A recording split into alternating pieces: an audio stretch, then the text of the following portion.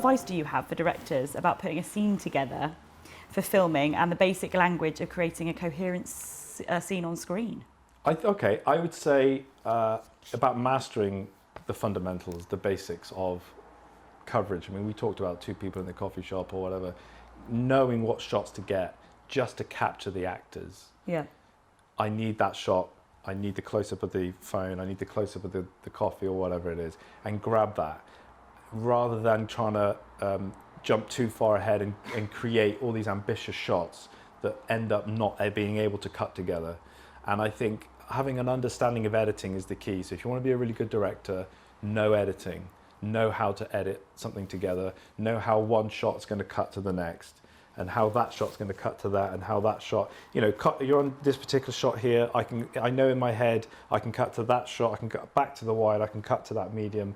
I reckon I'm going to cut to the medium, but in the edit suite I've got these other options, and I know how it's going to cut, rather than going, well, I've just shot these things, let the editor deal with it, and then you get to the edit suite and you go, oh, I realise it doesn't work. And understanding geography about where people are in the room. Yeah. And that sometimes, just because you're there as the director, call it like the jigsaw puzzle, where, say we had a scenario where the hero cop is hiding behind the sofa, okay, and the bad guys are at the door, and they're trying to, you know, fire away, and they're trying to shoot each other, and we've got some innocent civilians, or my mum, bless her, she's over in the corner carrying, right, and she's all scared, and the gun for the cop is over there, right?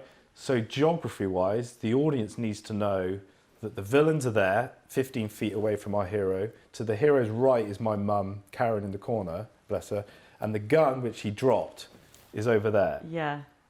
How's he going to do that? How's that going to be shot? You can't just go close-up villains, close-up mum, close-up hero cop, give it to the editor. Because what happens is, the director who's on the set during the day knows where everyone was. And when he or she watches the footage, he sees that. Yeah. So he or she has got, say they've got 50% of the footage represents 50% of the story. The director's mind, because he was there on the day, represents the other 50%. So when the director or the camera operator watches the finished scene, they go, hey, that makes sense. When my mum watches the film, she just gets the 50% of the footage, because that's the only part of the jigsaw puzzle that she's been offered. She wasn't there on the day, and she doesn't know that the villains are over there, and they're 15 feet between them. She just goes, well, we went from close-up to close-up, it's all a bit confusing. And there's an example I give when I teach sometimes. There used to be an old police show called Police Squad, back in the 70s, I think.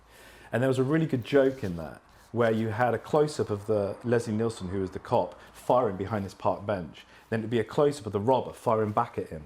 And then it cut to the wide shot, and you realise they're 2 feet apart. And they're firing at each other like that. And that's where the joke is.